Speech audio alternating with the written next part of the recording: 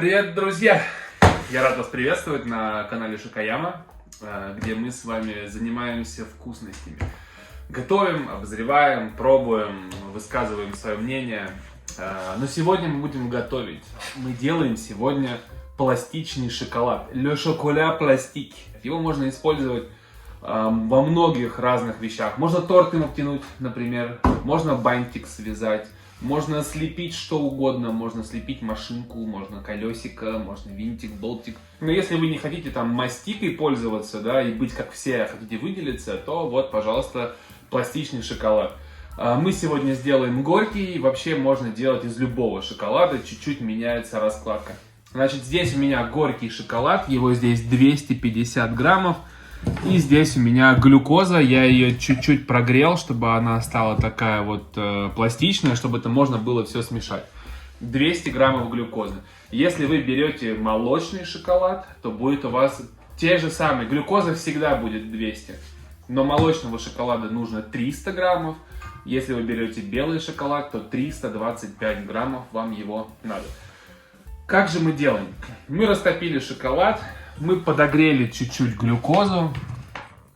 Теперь мы берем и вываливаем эту глюкозу в шоколад. Вот так. И теперь мы будем перемешивать. Перемешиваем до тех пор, пока не получим, такую уже густую, пастообразную ерунду.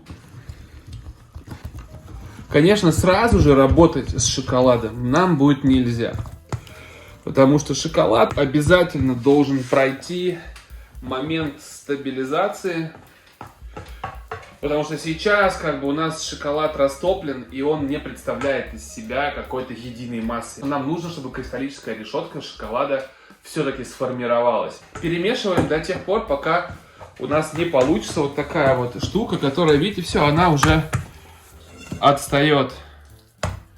Но она практически ни к чему не прилипает. Вон, видите, какая. Все, ее легко взять, всю в один комочек собрать. Оп. Теперь, когда мы все хорошенечко перемешали, все смешано, мы возьмем, у нас нет пленки, да, пищевой? Не-а. Нам нужна пищевая пленка, которой у меня нет. Ну ничего, я вам сейчас покажу, как я выйду из этой ситуации победителем. Мы возьмем пакетик, но надо, чтобы всегда у вас пленочка была под рукой. На самом деле, сейчас я вам покажу. Ничего, да. Все будет максимально аккуратно. Взяли.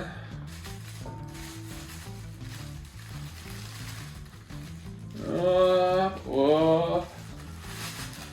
И переложили, видите, чистенько. Теперь возьмем, распластаем наш пластичный шоколад. Так процесс стабилизации и кристаллизации будет проходить активнее, потому что, естественно, что у нас шоколад переходит в стабильную форму когда у него температура опускается ниже определенного значения. Так как шоколад у нас не темперированный, то это значение будет достаточно низким, он должен опуститься ниже 28 градусов. Если бы у нас шоколад был бы темперированный, то температура бы хватило и там 31 градуса для того, чтобы начать процесс кристаллизации. Да, здесь у нас шоколад не темперированный, но его и не надо темперировать. Что я вам советую? Я вам советую вот так вот все убрали, аккуратненько все закрыли, красивенько, чтобы у нас все было вот в таком вот виде.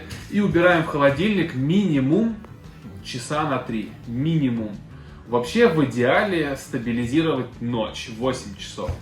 Но так как у нас здесь влаги практически нет, реально у нас влаги практически нет, у нас есть только глюкоза, в которой не так много влаги, если вы не знали, то процесс стабилизации будет проходить быстрее. Поэтому 3 часов, в принципе, я думаю, что нам хватит за глаза. Все, мы это дело убираем.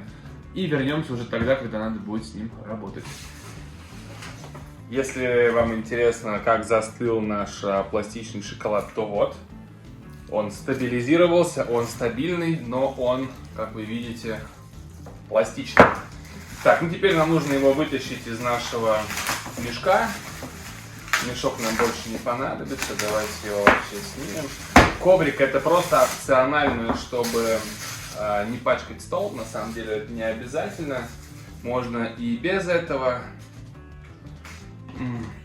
Ну, пахнет шоколадом. То есть прям открываете, и это шоколад. Просто видите, какой он.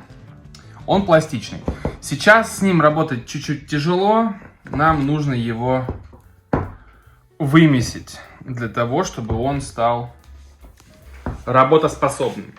Задача просто вымесить, чуть-чуть прогреть его руками. Вот видите, он стал пластичным. Если вдруг у вас нету сил или желания вымешивать, то я вам рекомендую за час до вашей работы достать пластичный шоколад из холодильника в комнатную температуру. Он отойдет, и сил понадобится прикладывать гораздо меньше. Больше практики.